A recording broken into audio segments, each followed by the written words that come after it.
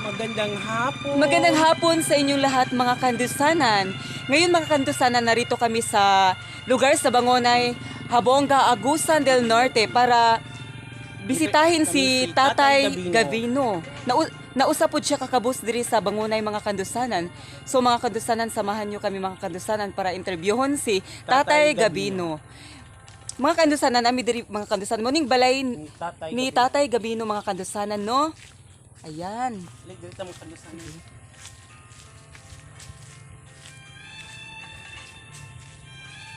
Amo ni si Tatay Gavino good mga kandusan na. Kanunay namo ni siya malabyan, mga lakal, mamalit siya kanang usapin mga botilya, kung kinsa tong nagainom ayang ayoon ang botilya kay para makabaligya pud siya aron makapalit pud siya pagkaon. Usa pud ni siya katigulang mga kandusanan nga luoy kaayo pud og kahimtang. Yes. Munang isa na mo ni siya gituyuan nga i-vlog na mo siya, amo siya interviewin mga kandusanan para malaman din ng iba at makita ng mga kanang concerned citizen natin diyan na may tao pala na mahirap. Oo, mahirap yung sitwasyon niya. Kasi si Tatay Gavino nangangalakal na siya, matanda na siya, may asawa siya, bata pa yung asawa niya, may mga anak sila. So mga kandusanan, narito si Tatay Gavino. Tay, may Mga kandusanan. Tay, magandang hapon sa iyo, Tay. So mga kandusanan ha, amo mag-interview si kandusan ng Laika og Bisaya kay kani si Tatay Gavino. Bisaya kasi si Tatay Gavino, hindi siya masyado nakakaintindi ng Tagalog. Ayan. Tay, may hapon sa imot tay. Unsa may imong paningabuhian diri atay nga? Unsa imong pangwork nga nakabo na para makakaon ang imong pamilya? Maligya og kilya. Ay mao ni mga kandusanan. Kandusanan ko ani iyang Mga kandusanan, ito yung ano niya mga kandusanan, ibibinta ni Tatay, nangangalakal siya. mga buti Oo. mga kandusanan Yung mga buti ng mga Mga puso ako Oo. maligya. mga buti ng mga tao, mga kandusanan, yung ginagamit na, kandusanan, tapos nang ginamit mga kandusanan, yung mga plastic. Yan, ibibinta yan ni Tatay Gavino. Oo. Yan lang ang hanap buhay niya mga kandusanan Yes. ni Tatay Gavino. Kawawa talaga ni Tatay Gavino kasi mga kandusanan kasi matanda na siya. Yan lang ang hanap buhay niya, mga lakal. Ganyan. So sa ngayon, Tay, kumusta ang sitwasyon nyo, yung mag-asawa? Oo. Kumusta inyong kanang kuan? Oh. Panag-uban sa imong asawa? Kami po po. Ano man kanya pagkaon na namo, pangitaon. Mabaskog na na. Mabaskog na ko ito, di ka kabaskog. Oo. Umaw to mga kandusanan, no? Sabi ni Tatay Gavino mga kandusanan na kinaya niya pa rin Oo, yung bisag- ano niya, bisang basakit na yung tuhod niya mga niya. kandusanan para mabigyan lang niya ng pagkain ang asawa niya at asawa mga at anak saka mga anak. kandusanan. So ganito. Isa lang anak mo tayo, no? Oo. Yung maliit na bata. Yun lang. So mga kandusanan Narito ang ano niya mga kandusanan. Gavino. Pasensya na mga kandusanan yung mga Tagalog namin mga kandusanan ha. Pasensya na kayo na lang umitindi mga kandusanan. Ayun mga kandusanan, ito yung bahay ni Tatay Gavino. At pwede natin tingnan sa loob, Tay. Oo, sige. Isopin mo sa loob. Ayan mga kandusanan, ito yung bahay niya mga kandusanan, no? Ito yung asawa niya si anong pangalan mo, te? Mira. Mira, oo. Saan yung mga anak niyo, te? Laag na. Nanglaag yung kanang naglaro sa labas yung mga anak mo. O mga kandusanan, no? Maugi nilang sitwasyon diri mga kandusanan, no? Sa sulod nila mga kandusanan, maglisod gyud sila tindog kay tungod mubuora ilang balay mga kandusanan. So ano pag yun mga kandusanan, butas-butas na yung bubong nila mga kandusanan, no? Nakikita nyo naman mga kandusanan. Ayun mga kandusanan, trapal na lang ang itinatakip nila mga kandusanan para hindi masyadong pumasok yung tubig ng ulan mga kandusanan. Ayan si Ante. Kumusta man, te? Okay ra daw. Ayan mga kandusanan, no? Ayan mga kandusanan, ito yung mga kandusanan. Ito ang ano ni Tatay Gavino. Oo. Nakita nyo kanina mga kandusanan, pangangalakal lang ang hanap buhay ni Tatay Gavino mga kandusanan. Ayan, yung mga buti na yan mga kandusanan, galing yan sa mga kanang mga silingan niya mga kadusanan dito, mga kapitbahay niya mga kadusanan, yung mga buti na initapon na nila, oo, initapon na nila mga kadusanan, no. Yan, kinukuha ni tatay para ibenta niya, para may maibigay siyang pagkain sa kanyang mga anak, mga kadusanan, sa kanyang asawa. Sa imo tay, sa imong sitwasyon tay, kaya pa nimo man nga buhi antay nga sa imong katiguangon. Pila edad mo karon tay? Hindi ba so?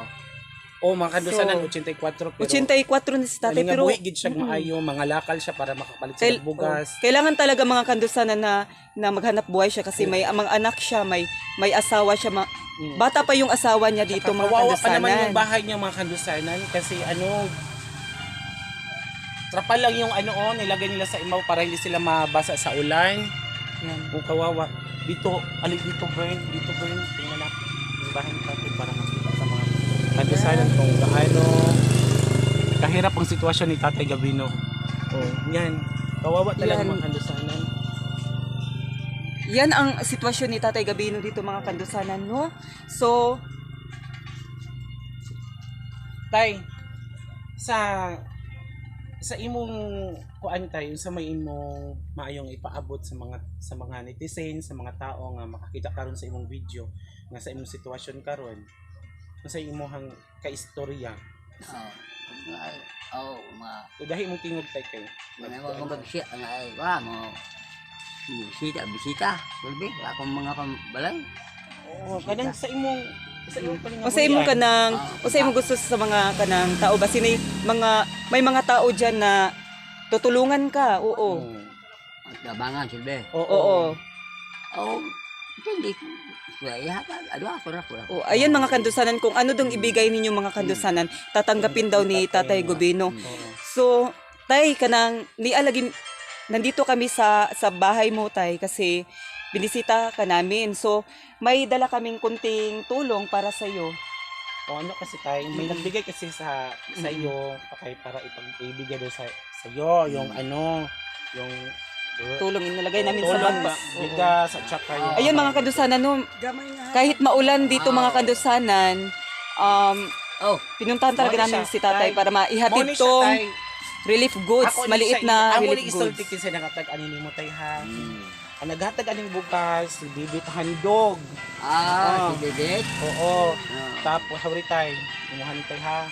Nga, kining mga groceries, kining mga noodles, sardinas, asukal, ikan po din sa mga atong po mga kaila. Oo. Sila po nag-donate ani naghatag sa imuha kay hatag daw sa imuha. Nga, mo na siya tay nga. Asa iba ka istorya sa kining naghatag ani. Salamat. Ayun mga kandusanan. Ayun mga kandusanan, nagpapasalamat talaga si Tatay Gabino sa mga tao na tumulong sa kanya, nagbigay sa iyo, tay. Nag-apas sa og nahatag og 160 pesos. Amo po ni siyang gidala para po daw di sa imuha man lang po makapalit ka og sudan. Si Rosemary Kim Boyser. Nandun siya ngayon, si Rosemary Kim Boyser. Oo, nahatag sa Nasya sa Mungkayo, Davao. Sa Davao. Nasya sa Davao ngayon. Davao de Oro. De Oro. Thank you kay Rosemary Kim Boyser sa iyang gihatag nga cash nga kwarta bisan sa ginagbay lang mga kandusan ang makahatag yapon tag kalipay sa kasing-kasing sa taong atong hatagan. Niya sa kay Auntie Bibit Julius Handog naghatag siya og bugas, kang Rialin, Longos, kang Riami Aluyon naghatag pod siya bugas para hatag kay tatay. Munang daghan kay salamat nga katabang gyapon kay Tatay Gabino sa ginagmay. Dako na kay tabang ang Dako Tay na kay Gabino, no? tabang. Oo. Tay mo na So tay sa edad mo ngayon, may ano ka ba kanang may sakit ka na? Anong sakit na naramdaman mo? Mabanhod, tuhod. Cinta na po di siya kaping mga So kandusanan. ayun mga kandusanan, no? May sakit na naramdaman ni tatay. Masakit daw yung kalawasan niya, yung katawan niya. Oo, dahil sa yung tuhod niya, masakit na rin kasi yung edad niya mga kandusanan, 85 years old, dapat hindi na siya nagtatrabaho. Dapat Pero pinipilit, pinipilit lang niyang magtrabaho para sa kanyang mga anak at sa kanyang asawa. Oo. Ganun mga kandusanan, no? Saka mga kandusanan, kawawa pa naman yung bahay ni Tatay Gabino kasi kaya tay, sige lang tay, pohon-pohon kung naamang yung mga hatag para sa imuha, grasya, Nako. amo ni hatag gihapon sa imuha. Yes. Ipadulong ra gyapon namon sa imuha. Mahibalo man ka kung sa mga tao nga mohatag sa imuha. Puho no, kung na mga grasya nga ipanghatag para sa imuha. Una kini among gihatag sa primero sa imuha kay ha kay puhon pangalan. Walang tiga Davao, walang Oo. hindi ako. Oh. Ako na Oo, igsoon. no? Oh. Oh, Pinsan ko yan, tay. Oh. Oo. Ikaw, Kapatid niya. Oo. So na mo. Nga mo na tay, daghan kay salamat tay ha nga na interview ka namo kay. Magang salamat po ang inyong panghatag. Malibre naman ako mamayayay. Oh. Ayan mga kandusanan no, salamat kayo sa naghatag og kanang relief goods. Gamay nga tabang kang tatay pero dako na para ni kang tatay ni inyong gihatag mga kandusanan no. Salamat gid kayo mga salamat sa kandusanan. naghatag Salamat. sa kay tatay. Puhon mga kandusanan no kung aduna pay kanang ikahatag ninyo nga tabang para kang tatay mga kandusanan no kay nakita man gid yung sitwasyon mga kandusanan. Kanang please mga kandusanan unta atagan ninyo pagtagad Agad si Tatay Gabino. Ayan mga kandusanan, thank you for watching. Huwag kalimutang mag-subscribe sa aming YouTube channel, Like a Bird, Aninohon. Thank you so much. Salamat.